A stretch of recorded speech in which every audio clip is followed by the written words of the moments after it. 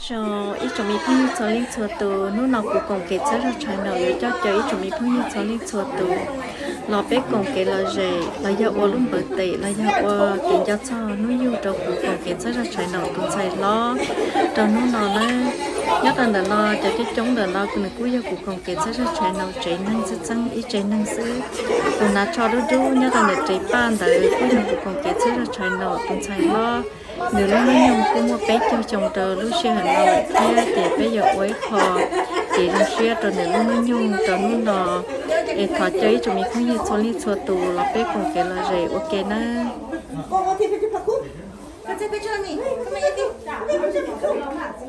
Jay.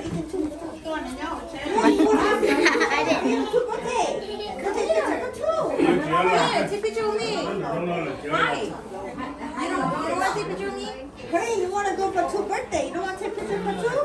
You think it's your birthday? Wow, you like your birthday?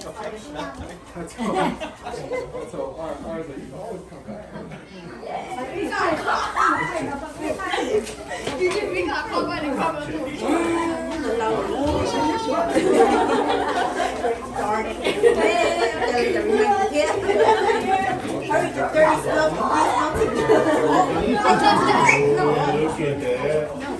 Bé nhỏ ấy. Bé nhỏ ấy. Mẹ chỉ có đặt cô.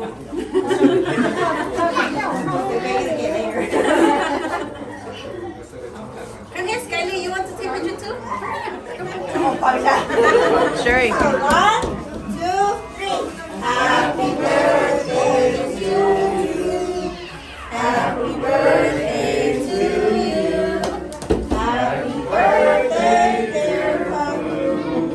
Happy birthday to you.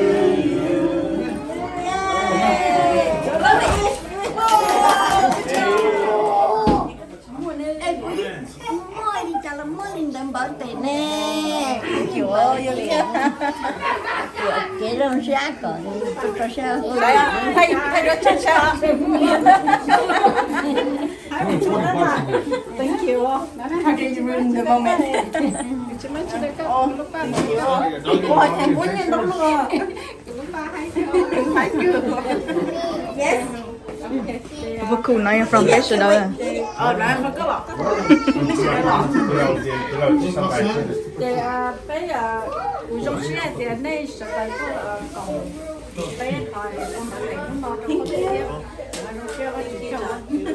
bé một nó một cái lúc xe rồi nó kia Wait. Have a picture. còn có một đó phát lò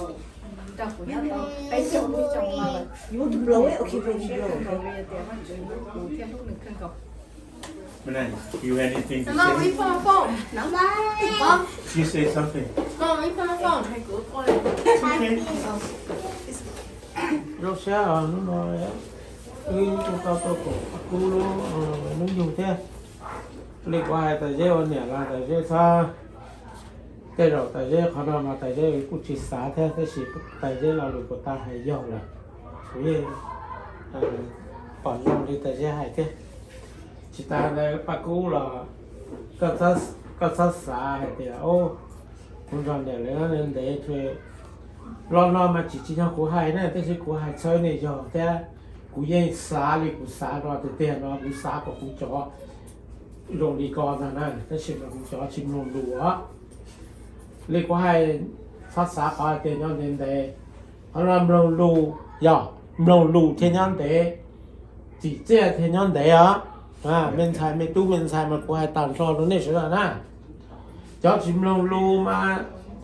chỉ tao mỗi đêm mỗi lúc nó tuy một xí dụ á liu li nói rồi cho nó mà chỉ tao nói này bây giờ chăm lòng lùng li nói mà thật cho nó mà biết cho lòng hay là nhẹ đó mà cũng sẽ có lúc rồi mà cái sao xả chỉ lòng á có lòng lùng có tiền được bên nhau để thế có lòng lùng có tiền được bên nhau đồng sống thế ở chỗ nhẹ nó có giàu chỉ là họ nên chụp nhiều này để được xin cho con để đồng xe okay để có sang một món bông vinh có nó khai nhau rồi hóa chỉ là có tàu vì lúc xe xa khóอยู่ ต่ออยู่รู้หอบแค่อยู่ย้อนเดนนั่นน่ะไอ้เราชีฟก็มึงก่อนเดี๋ยวจะหาเราจะเสีย Yeah, cái này bên là tôi tìm hiểu bên mà tháo qua chỉ tập này. Cả lệ cái chuyện hạt chả có lệ cái chuyện để rong xia Chiều chạm rồi. How do you want to say something? rong xia có nhớ lên để ôi rồi con nhận nó con nhận sao chỉ chút này rong xia mà chỉ nó nằm ở đó cho xia ở hồi lụi giờ lúc con nhận một con nhận rõ nên một tại chỉ mà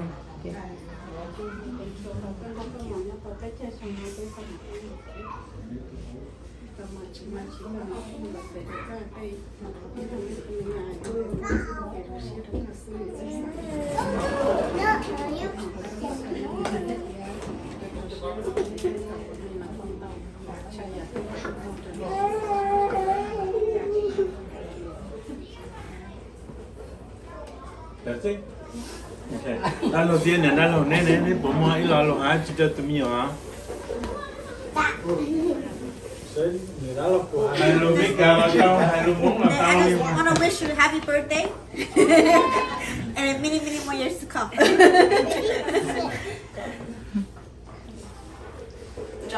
Then John, you want anything to say? Senior high, happy birthdays. Okay, that's good. That's good. Cái gì cái này, cái bố mày trai đó sister. Yeah, happy birthday. Là okay. Đây cái này, của tôi hay ta tôi thấy ta biết nó đấy. anh cũng hay đó ní linh nó thôi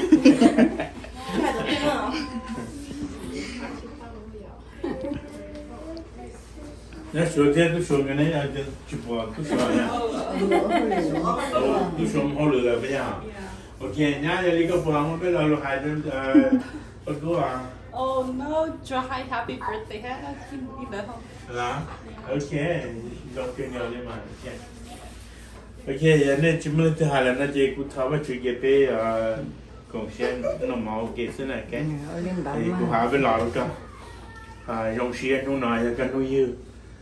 Cái một cái tiêu dùng là chỉ dòng xe kinh ngờ nè, cái. Bị mua vào chữ của cái tàu kỳ của cái tên kia là lưu được cơ. Giờ đến đây cái tiêu trình dòng xe nó cái nhiệt thiên nó cái dòng ra là nhau ok nó nó. Hôm nay giờ khỏi dòng kinh ngờ và chữ cho cửa phá hư cơ. Sai cơ luôn nên là cho nó là giá sản tế trường hiểu môn tao dài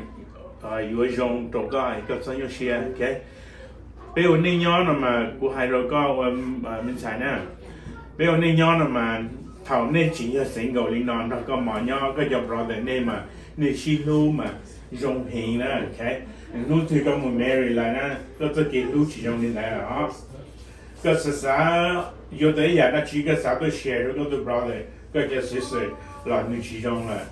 vì thế có tụi husband tao nữ chỉ nhẹ có lên đây lại có lên đây trên nữ chỉ nhẹ còn có lên đây trên đây rất kỳ lưu nữ muốn tụi đây rồi dùng đây dùng nhẹ theo dùng gì dùng thế brother thế sister tí xí vậy lúc này dùng tao là với cho brother sister nhau kiểu lúc này nè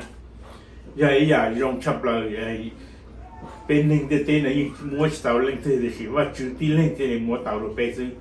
chỉ cần cho thì cái yêu lão yêu cái này ít chút xài cái mua cho brother mua cho sister đó cái nhau nó nên mua phong chấp lại yêu thế yêu tàu là tàu ít chế nên dùng mua cái xí lưu mua cái xí thâu dùng yêu nhau là yêu chỉ mua cái cho nhau lo nhau yêu luôn nên yêu mua cái lưu yêu mua thì là yêu chính chia sẻ để cho yêu nhẹ, chia sẻ để cho yêu young brother, cho sister nhau lúc trẻ, có một ít lúc có yêu là bỏ lại, để yêu cho cái lúc nhau yêu lúc này, yêu ấy à, dòng thế, very lucky, chấp lại thì tao là với nhau, vì nhau thì tao là với nhau brother, thì tao là với nhau, miền Thái nhau, ok, mà khi nói ấy là lu chính cho phê giờ khởi ra một cái, của phê lúc này, hay thì cũng mong bộ lý giải cũng thiệt yêu tao là cũng nghe ít tuần xài giờ lên đây cụ thể là tao cái hụt nhẹ nhau mua một ly nào lúc xong cụ thể chỉ tao chỉ share mình thế tu lọt lúc cụ tụi này vừa lúc vừa thế dùng gì chứ cái cần thiệt thay kỳ cái những tàu thay kỳ thì cần thiệt nó thì cần tàu nó đã để chỉ cho cái vừa làm thế ít lên nhẹ vừa làm thế cho brother sister trong đi tại sao nó có cái nào that's not easy okay nên chỉ dùng gì cái này mà giờ lên đây nên cho chúng mua quý quả tàu thì nên chỉ lúc cái là muốn nói nên dùng share cái hả đấy nên một cái lu cái gạo itu hai lu trong đấy itu vừa ý à tao đó itu còn nói về cái lu bây giờ chỉ nhau lu để tên là mua ít sao thế nào nhưng chỉ mua tàu rồi giờ lên đây còn nói về ít họ ở trong cái gạo thì nó nói về nó rồi trong chia thiệt hù giờ lên đây giờ chỉ hai bên là nó có cái này sẽ có tao trong cái là cái gì thì nó cái này nè dạ cho họ thì cái này nếu như sao tao nếu share thì nếu qua cái trong bảo lý trả cái nếu qua chỉ tao là thì nói như cácเป็นสื่อnếu quaก็คนไทยแล้วก็เขาต้อง share เนี่ยก็จะเป็นพวกเนี่ยแล้วย้อนตอนbảo lý nó trong cáiพวกเนี่ยแล้ววันนี้น้องเราผู้ซื้อชิ้นเนี่ยแล้วก็รอชาติน้องเนี่ยแต่ชิมาก็เนี่ยqua chỉ taoอันเดียววิจารวิจชิมก็สิ่งอย่างแต่น้องเลย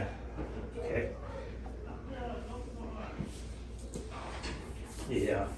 giờ thì hai đứa nó có gì, giờ thì thằng tôi nó bé, tên nó mỏ, tên nó thằng, cái lúc xưa tại tao, và chuyện đó đại cả, rồi chỉ có cái nhiều chuyện tập lại, và chuyện chỉ có tụ khu rồi cả, thì thằng bên nó muốn, cái gì à, cái xã tao là, và chuyện muốn được cả, ok, thì cái công việc cái này, Hallelujah, bây giờ chúng được. giờ lên đây nó nói ya inu ở trong kênh đó ở bên tuần này nó ya cái tụi sai thì tao mua này yêu là gì đó tao cái thứ trong đó nó nói là giờ lên đây hắn nói ya bên cái cái trong xe của cái cháu cứ bảo hừ nửa kia cái lúc cái gì là lúc này tao cái nếu muốn tới rồi nếu muốn cái nhiều xe sắp đến đâu chẳng đâu ya thì cái chuyện làm gì nữa kia cái chuyện là thôi chuyện cái nhiều xe sắp lạiก็ว่าเราก็นึกมันรู้ละเลยจุยมันจะนอนเที่ยวเขาลองอยู่ลูกเขาครัวยังเลยแต่น้องนอไปอย่างนึงน้องนั่งซื้อไปวัวเต้าไปมัวชิเต้าอีอย่างก็ชิผู้ตอนนึงก็ชิว่าชื่อก็ยังตัวมัวจะเป็นสื่อเที่ยก็ยังตัวจอคือปะกูก็ยังตัวมัวเล่นตุกลิ้นแต่ปะกูเที่ยวเลยลองน้อรู้เลยเนาะก็ที่เล่นซื้อเที่ยวเลยมัวจะเป็นสื่อ